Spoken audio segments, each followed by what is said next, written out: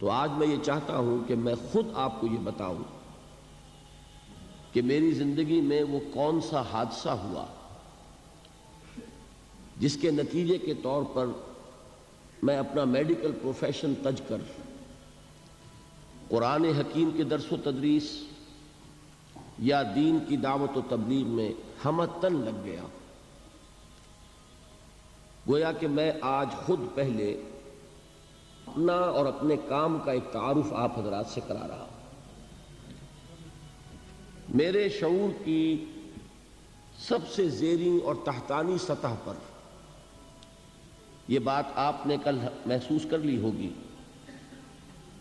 کہ سب سے گہرے نقوش علامہ اقبال مرحوم کی ملی شاعری کے ہیں۔ بالکل بچپن ہی سے میں ان کا کلام پڑھ رہا ہوں، اور ابھی میں 5ویں جماعت کا طالب علم تھا جبکہ میں بانگ درا پڑھ رہا تھا۔ اس سے ایک جذبہ ملی، خاص طور پر آپ کو معلوم ہے کہ اس میں ایک میرزا پیغام ہے ملت اسلامیہ کے لیے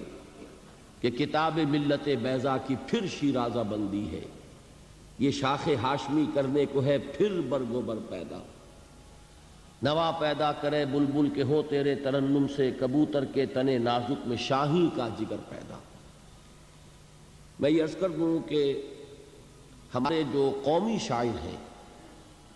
ان میں اس میں کوئی شک نہیں کہ اس صدی میں بر صغیر پاک و ہند میں پہلے نام آئے علامہ شبلی کے اور مولانا حالی کے۔ مولانا حالی کی مسدس اس میں کوئی شک نہیں ہے کہ جسے انگریزی میں ایپک میکنگ کتاب کہا جاتا ہے، یعنی زمانہ ساز کتب میں اس کا شمار۔ لیکن آپ ایک بات نوٹ کریں گے کہ مسدس پر بحیثیت مجموعی ایک مایوسی کا رنگ غالب ہے، چنانچہ اس کے سرنامے کے جو اشعار ہیں وہ آپ کو شاید یاد ہو کہ پستی کا کوئی حد سے گزر نہ دیکھے، اسلام کا گر کر نہ ابھر نہ دیکھے، مانے نہ کبھی کہ مد ہے ہر جزر کے بعد، دریا کا ہمارے جو اتر نہ دیکھے۔ یہ انتہائی ایک مایوسی کی کیفیت ہے، اور واقعہ یہ ہے کہ اس صدی کے آغاز میں عالم اسلام کی جو کیفیت تھی اس کے نتیجے میں یہ مایوسی ہی پیدا ہو سکتی تھی۔ پہلی جنگ عظیم کے بعد وہ جو عظیم سلطنت عثمانیہ تھی وہ ختم ہو گئی، اس کا وجود تک باقی نہ رہا۔ گریٹ آٹومان امپائر نسیم منسیہ ہو، چھوٹے چھوٹے ملک وجود میں آ گئے، اور وہ بھی کوئی برطانیہ کے پاس، کوئی فرانس کے پاس، کوئی اٹلی کے پاس، کوئی کسی اور کے پاس۔ پورا عالم اسلام مغربی اقوام کی براہ راست غلامی میں آ گیا۔ یہ انتہائی ہماری تاریخ کا پستی کا وقت ہے جس زمانے میں کہ مولانا حالی نے مسدس لکھی۔ اس کے اختتام پر بھی جن حضرات کو مسدس سے کوئی دلی تعلق ہے، اور مجھے یہاں آ کر خاص محسوس ہوا کہ حافظ عرفان صاحب جو یہاں کی ایک جانی پہچانی شخصیت ہے، انہیں مسدس میں سمجھتا ہوں کہ شاید اکثر و بیشتر یاد ہے، اور مجھے محسوس ہوا کہ واقعتاً وہ کتاب ایسی ہے کہ اس کے ساتھ ہمارا ایک ذہنی ربط و تعلق رہنا چاہیے۔ اس کے اختتام پر مناجات حضور سرور کونین کے عنوان سے جو نظم ہے اس کا بھی آغاز اسی سے ہوتا ہے کہ اے خاصہ خاصان رسول وقت دعا ہے، امت پہ تیری آ کے عجب وقت پڑا ہے، وہ دین جو بڑی شان سے نکلا تھا وطن سے پردیس میں، وہ آج غریب الغربا ہے۔ وہی مایوسی کی کیفیت۔ ہمارے قومی شعراء میں علامہ اقبال پہلی شخصیت ہے جن کے ہاں آپ کو دونوں رنگ ملیں گے۔ مرثیہ بھی کہا ہے انہوں نے، مسلمانوں کی جو اس وقت کی زبوں حالی تھی اس پر بھی تبصرہ کیا ہے، خون کے آنسو بھی روئے ہیں، لیکن ساتھ ہی ایک پیغام دیا ہے کہ اب دوبارہ دیکھیے ان کے اشعار، نکل کے صحرا سے جس نے روما کی سلطنت کو الٹ دیا تھا، سنا ہے یہ قدسیوں سے میں نے، وہ شیر پھر ہوشیار ہوگا۔ اب یہ جو انداز تھا، ایک خوشخبری، ایک امید افزا پیغام کہ اب پھر وہ وقت آئے گا کہ خلیل اللہ کے دریا میں ہوں گے پھر گوہر پیدا۔ اب پھر وہ دریا جو ہے توحید کا دریا، اللہ کے رسولوں کا وہ دریا، اب اس میں نئے موتی جو ہیں وہ پھر پیدا ہوں گے۔ تو یہ ایک امید افزا پیغام تھا میرے ذہن پر، میرے احساسات پر، ابھی یہ لفظ حافظ صاحب نے استعمال کیا، میرے احساسات پر جو سب سے گہرا اثر ہے وہ علامہ اقبال کے ان اشعار کا ہے۔ کل بھی آپ نے نوٹ کیا ہوگا جواب شکوہ کا وہ شعر کہ وہ زمانے میں معزز تھے مسلمان ہو کر، اور تم خار ہوئے تاریک قرآن ہو کر، اور وقت فرصت ہے کہاں کام ابھی باقی ہے، نور توحید کا اتمام ابھی باقی ہے۔ بہرحال اس کے بعد، اور بلکہ اس کے ساتھ یہ نوٹ کر لیجئے کہ تحریک پاکستان اس وقت چل رہی تھی، میرا وہ ہائی اسکول کا دور ہے، تو علامہ اقبال کی ملی شاعری سے متاثر ہو کر میں نے بھی ایک طالب علم کی حیثیت سے تحریک پاکستان میں حصہ لیا، اور حصار ڈسٹرکٹ مسلم اسٹوڈنٹس فیڈریشن کا میں جنرل سیکریٹری تھا۔ لیکن اسی زمانے میں مجھے مولانا ابوالکلام آزاد کی تحریروں سے بھی تعارف حاصل ہوا، اور خاص طور پر مولانا سید ابوالعلا مودودی کی تحریروں سے میں نے پڑھا ان دونوں حضرات کو۔ ظاہر بات ہے کہ مولانا ابوالکلام آزاد تو اس وقت کانگریس میں تھے، مولانا مودودی نے ایک علیحدہ جماعت، جماعت اسلامی کے نام سے بنائی ہوئی تھی، تو مجھے ان سے علمی دلچسپی تو اس وقت ہوئی، لیکن عملی طور پر تحریک پاکستان ہی کا ایک ادنا اور ننھا سا کارکن میں رہا۔ البتہ پاکستان بننے کے بعد پھر اب چونکہ وہ ملک جو اللہ نے ہمیں عطا فرمایا، در حقیقت اس ملک کا قیام تو پہلی منزل تھی ہماری، اصل سفر تو ابھی باقی تھا۔ اس ملک میں اسلام کا نفاذ، اسلام کا قیام، وہ جو قائد اعظم نے کہا تھا کہ ہم ایک ایسا خطہ زمین چاہتے ہیں کہ جس میں ہم اس جدید دور میں اسلام کے اصول اخوت و مساوات و حریت کا ایک نمونہ پیش کر سکیں، پوری دنیا کو دکھا سکیں کہ اسلام کیا ہے، اسلامی تہذیب کیا ہے، اسلامی تمدن کیا ہے، اسلامی قانون کیا ہے، اسلامی سیاست کیا ہے، اسلامی معیشت کیا ہے، اسلامی معاشرہ کسے کہتے ہیں۔ یہ اصل میں غرض تھی، یہ مقصد تھا جس کے لیے پاکستان حاصل کیا گیا۔ حصول پاکستان تو در حقیقت اس سفر کی پہلی منزل تھی، لیکن یہ کہ محسوس ایسا ہوا کہ شاید ہم نے اس پہلی منزل ہی کو آخری منزل سمجھ لیا، اور ہم نے آزادی کے جو مادی فوائد تھے ان کو سمیٹنے پر کمر کس لی۔ دولت، شہرت، عزت، اقتدار، یہی ہم میں سے اکثر کا مطمع نظر بن کر رہ گیا۔ اس صورت میں اب پاکستان میں اسلامی نظام کے قیام، بالفعل ایک اسلامی معاشرے کی تشکیل، ایک واقعتاً حقیقتاً اسلامی ریاست کا قیام، اس کے لیے پھر میں نے سن 47 سے سن 57 تک 10 سال جماعت اسلامی کی تحریک کے ساتھ بسر کیے۔ پہلے 7 سال اسلامی جمعیت طلبہ میں، اور جب میں 1954 میں MBBS سے فارغ ہو گیا تو جس دن میرا نتیجہ نکلا ہے اسی دن میں نے جمعیت طلبہ سے استعفیٰ لکھا اور جماعت اسلامی کی رکنیت کی درخواست کا جو فارم تھا پر کر دیا۔ 3 برس پھر لگ بھگ میں جماعت میں رہا ہوں۔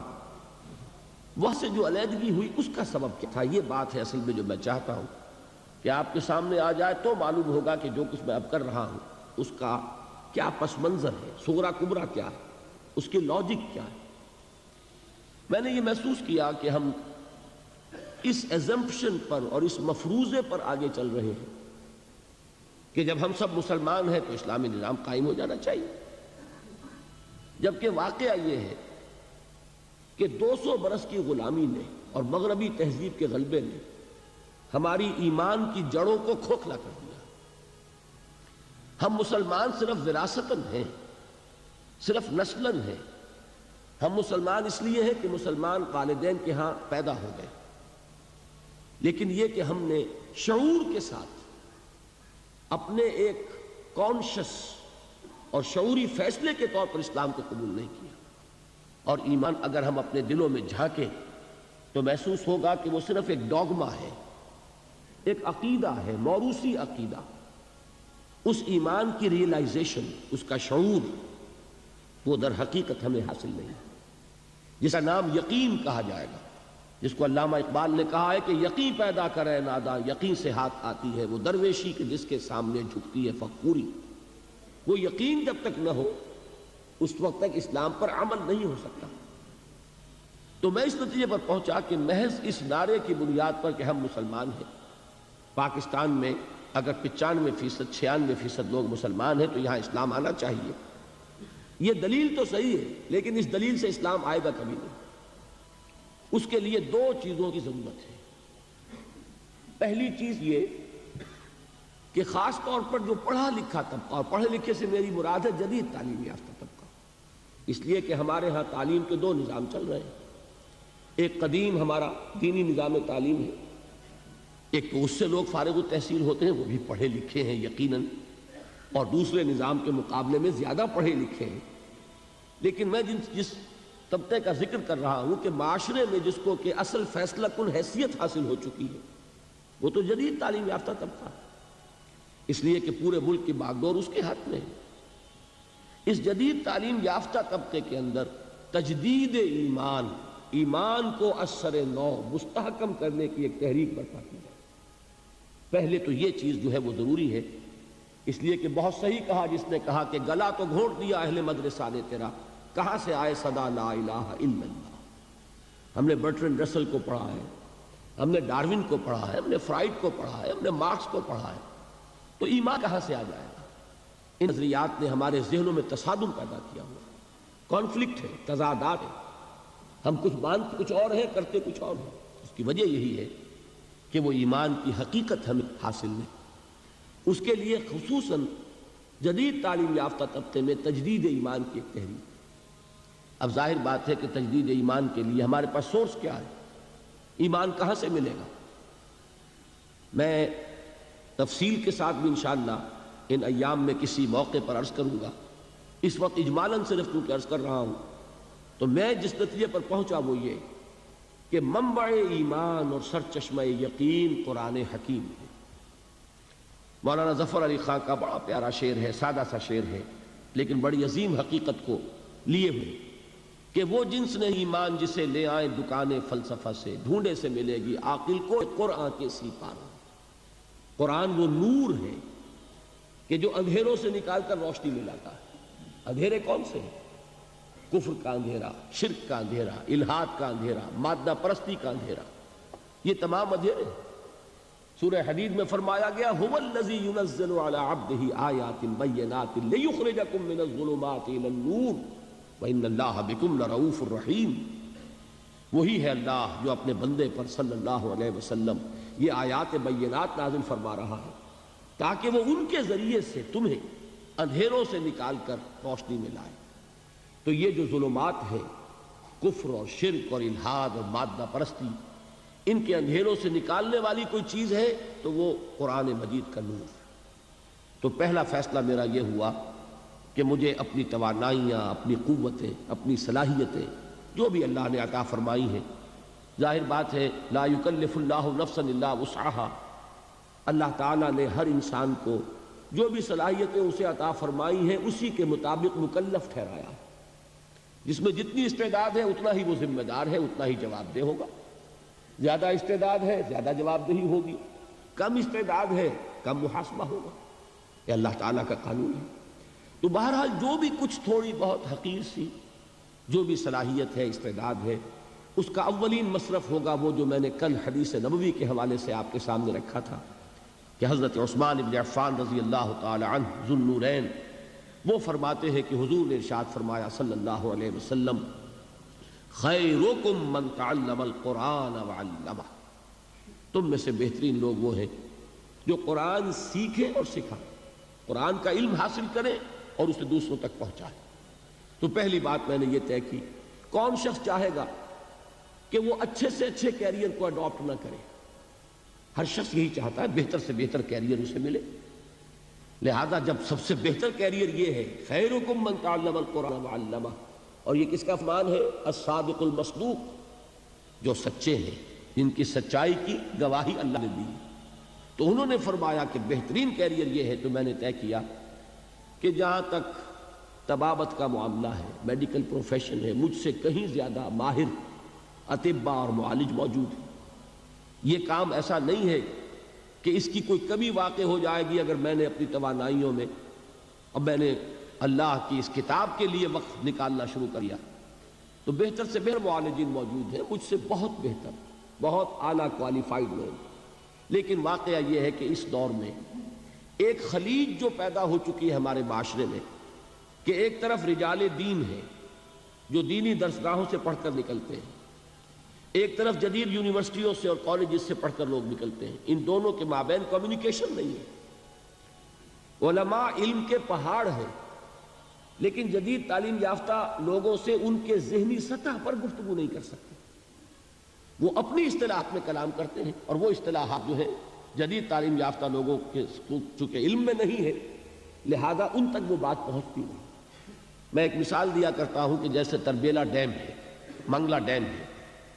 کتنا پانی ہے، لیکن وہ پانی بیکار ہے جب تک کہ وہ ڈسٹریبیوشن چینل جو ہے پانی کی تقسیم کے لیے نہروں کا جو نظام ہے، جب تک کہ وہ نہروں سے ہو کر راجباہوں سے ہو کر زمین پر پانی نہیں پہنچے گا، تربیلا ڈیم میں کھڑا ہوا وہ پانی کو فائدہ نہیں پہنچائے گا۔ تو اس وقت صورت یہ ہو چکی ہے کہ علماء کرام علم کے ڈیم ہیں، بہت بڑے بڑے ڈیم، ان کے پاس وہ تمام علوم موجود ہیں، کتاب اللہ، سنت رسول، اور پھر ہماری فقہ، اس کا سارا علم موجود ہے، لیکن وہ جو ڈسٹریبیوشن چینلز کا کام ہے وہ نہیں ہو پا رہا، ایک گیپ آف کمیونیکیشن ہے۔ تو اگر اللہ تعالیٰ نے مجھے کوئی صلاحیت ایسی عطا فرمائی ہے، چونکہ میں ان میں سے ہوں، جدید تعلیم یافتہ ماحول سے نکلا ہوں، میں ان کی اصطلاحات سے واقف ہوں، میں ان کے ذہنی اشکالات سے واقف ہوں، میں جانتا ہوں ان کا ذہن کہاں رکتا ہے، کس بات کا جواب چاہتا ہے، کس مسئلے کا حل چاہتا ہے۔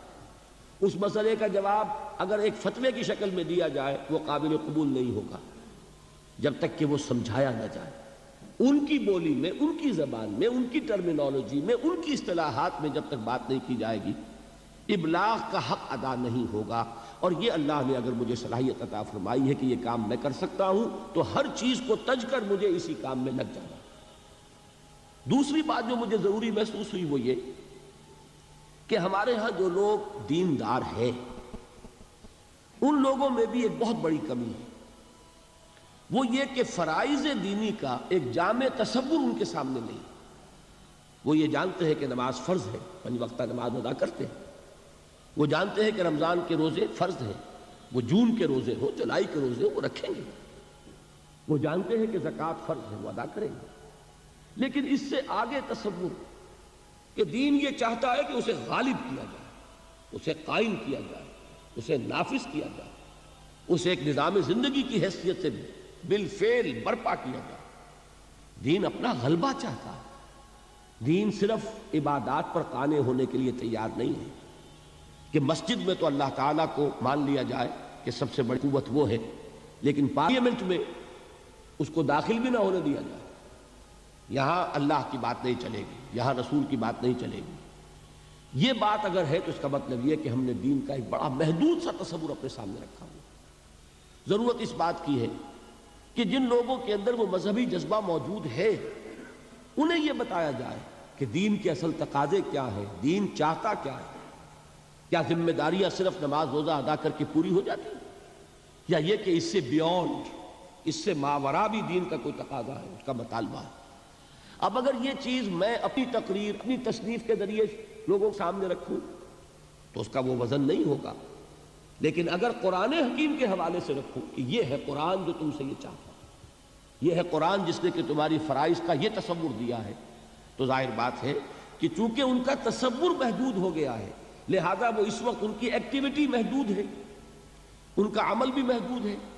اگر ان کا تصور فرائض دینی وسیع ہو جائے گا تو یقیناً پھر وہ اس کے مطابق کچھ نہ کچھ سرگرم عمل ہوں گے، اپنے فرائض کو ادا کرنے کے لیے کمر کش نہیں۔ یہ 2 تقاضے ہیں جن کے تحت پھر میں نے مطالعہ قرآن حکیم کا ایک منتخب نصاب مرتب کیا، پورے قرآن کو۔ اصل میں تو قرآن تو وہی ہے، سورہ فاتحہ سے سورۃ الناس تک، ما بین الدفتین، قرآن یہی ہے، اس کا بدل کوئی شے نہیں، لیکن یہ کہ an introduction to قرآن، قرآن سے ایک ابتدائی تعارف کے لیے ایک منتخب نصاب جو تقریباً 2 پارے کے لگ بھگ بنتا ہے، مختلف جگہوں سے کچھ سورتیں، کچھ آیات، اور اس انتخاب میں پیش نظر یہی 2 چیزیں کہ ایک تو دین کا ہمہ گیر تصور سامنے آ جائے، دین ہے کیا، اور نمبر 2 یہ کہ دین کا تقاضے سامنے آ جائے. دین ہم سے چاہتا کیا ہے, دین کا مطالبہ کیا ہے. ایک شخص جو دعویٰ کرتا ہے کہ میں اسلام کو اپنے دین کی حیثیت سے قبول کرتا ہوں, تسلیم کرتا ہوں, اسے معلوم ہونا چاہیے کہ اس کے دینی فرائض کیا ہیں. ان 2 مقاصد کو سامنے رکھ کر میں نے ایک منتخب نصاب مرتب کیا. اب یہ 20واں سال ہے میری زندگی میں. 1965 میں میں نے اس کام کا آغاز کیا تھا. لاہور میں حلقہ مطالعہ قرآن قائم کیے, قرآنک سٹڈی سرکلز. اللہ تعالیٰ نے کچھ خلق کا رجوع جو ہے یہ اللہ کے فیصلے کے تحت ہوتا ہے. لوگوں کی توجہ ہوئی. میرے درس میں اتوار کی چھٹی ہوتی تھی پاکستان میں اس زمانے میں, تو اتوار کی صبح میرا ایک درس ہوتا تھا بڑا. ویسے شام کو ہفتے کا کوئی دن فارغ نہیں تھا, لیکن یہ ہے کہ بڑا درس مرکزی جو ہے وہ اتوار کی صبح کو ہوتا تھا. پہلے مسجد خضرا سمن آباد میں, اور پھر مسجد شہداء جو مال روڈ پر ہے لاہور میں. 700 افراد اس درس میں شریک ہوتے تھے بڑی پابندی کے ساتھ. یہ 700 کا عدد اس لیے ایک مرتبہ معلوم ہوا کہ ایک کتاب ایک روز ہم نے تقسیم کی اس درس میں, تو معلوم ہوا کہ اس کے 700 نسخے اس وقت لگے جو لوگ موجود تھے انہوں نے لیے. یہ سارا کام میں کر رہا تھا تنہا, نہ کوئی تنظیم, نہ کوئی جماعت, نہ کوئی ادارہ, بالکل اپنی ذاتی حیثیت. لیکن یہ کہ اس کے بعد جب ہم خیالوں کا ایک حلقہ پیدا ہو گیا, تو پھر 1972 میں یعنی 7 سال بعد پھر میں نے مرکزی انجمن خدام القرآن لاہور قائم کی. جو لوگ اس کام میں میرے ساتھ شریک ہونا چاہیں, ساتھی بننا چاہیں, اس لیے کہ اب اس کام کو آگے بڑھانے کے لیے پیسہ بھی درکار ہے, کتابیں چھپنی چاہیے, اور یہ کہ اس کام کو آگے بڑھانے کے لیے جو بھی مالی وسائل درکار ہیں وہ کسی فرد کا معاملہ ہوگا تو اس پر 100 طرح کی انگلیاں اٹھیں گی. ہو سکتا تھا اس سے پہلے میں نے اپنا دارالاشاعت قائم کیا ہوا تھا, لیکن یہ کہ میں نے اب انجمن کے تحت وہ سارا کام دے دیا تاکہ یہ کسی فرد کی ملکیت نہ ہو. میں آپ کو بتانا چاہتا ہوں کہ میری مطبوعاتیں, میرے کیسٹ سے 1 پیسے کی آمدنی مجھے نہیں, میرا اس سے کوئی تعلق نہیں. اول تو میری مطبوعات کا جہاں تک تعلق ہے, انجمن خدام القرآن نے بھی اپنا اس پر کوئی رائلٹی, اپنا کوئی حق تصنیف نہیں رکھا. کھلی اجازت ہے, جو شخص چاہے ان کو چھاپے, بیچے, یا ویسے ہی تقسیم کرے, عام دین کی تبلیغ کے لیے ان کو ڈسٹریبیوٹ کرے, کھلی اجازت ہے. یہ ہمارے ہر کتابچے پہ لکھا ہوا ہوتا ہے. لیکن یہ کہ اس کے لیے بہرحال وسائل درکار تھے, تو مرکزی انجمن خدام القرآن قائم ہوئی 1972 میں. لیکن اس کے بعد ایک سوال پیدا ہوا کہ قرآن جو کچھ بتا رہا ہے, دین کے غلبے کی عملی جد و جہد, اب محض ایک انجمن سے تو کام نہیں چلے گا, اب ایک تنظیم درکار ہے, ایک جماعت درکار ہے, ایسے لوگوں کی جو اپنا تن من دھن اس کے لیے لگانے کے لیے تیار ہو جائے, جو اپنے آپ کو ڈسپلن میں دینے کے لیے تیار ہے, جو سمع و طاعت کے نظام میں آنے کو تیار ہے. تو اس کے لیے پھر 1975 میں تنظیم اسلامی ہم نے قائم کی. جب تک میں تنہا کام کر رہا تھا اس تک میرا مطلب بھی ساتھ کے ساتھ جاری تھا. وہ حسرت موہانی کا بڑا پیارا شعر ہے, کیا طرفہ طبیعت ہے, کیا طرفہ تماشا ہے, حسرت کی طبیعت بھی ہے, مشق سخن جاری اور چکی کی مشقت بھی. تو میں مطلب بھی کرتا تھا اور یہ بھی کر رہا تھا, درس قرآن بھی تھا, وثاق بھی شائع کر رہا تھا, دارالاشاعت بھی تھا. لیکن سن 71 کے حج کے موقع پر میں نے فیصلہ کیا, یہ فروری سن 71 کی بات ہے, کہ اب میری جتنی توانائیاں ہیں, جو قوتیں ہیں, جو صلاحیتیں ہیں, وہ اب ہمہ تن ہمہ وقت اسی کام کے لیے وقف رہیں گی. چنانچہ میں نے اپنے مطلب کو بند کیا, اور اس کے بعد سے اب تک میں نے پھر کوئی 1 منٹ بھی کسی معاشی جد و جہد میں صرف نہیں کی. باقی یہ ہے کہ اللہ تعالیٰ صورت پیدا کرتا ہے, رزاق وہ ہے, اس نے آج تک کوئی تنگی نہیں آنے دی, کوئی میرے لیے مشکل مرحلہ نہیں آیا. اللہ تعالیٰ امتحان آزمائش سے بچا کر رکھے, اور آزمائے تو اس میں استقامت عطا فرمائے, کہ وہ بھی صرف اسی کی توفیق سے انسان کسی امتحان میں کامیاب ہو سکتا ہے. لیکن بہرحال سن 71 کے بعد سے یہ سن اب 85 ہے, یہ سمجھ لیجئے کہ 15واں سال ہے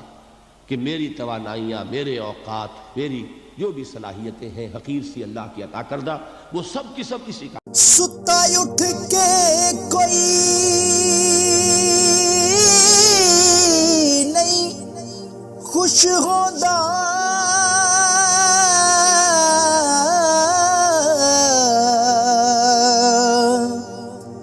بڑے ستے جگا کے میں ویکھیا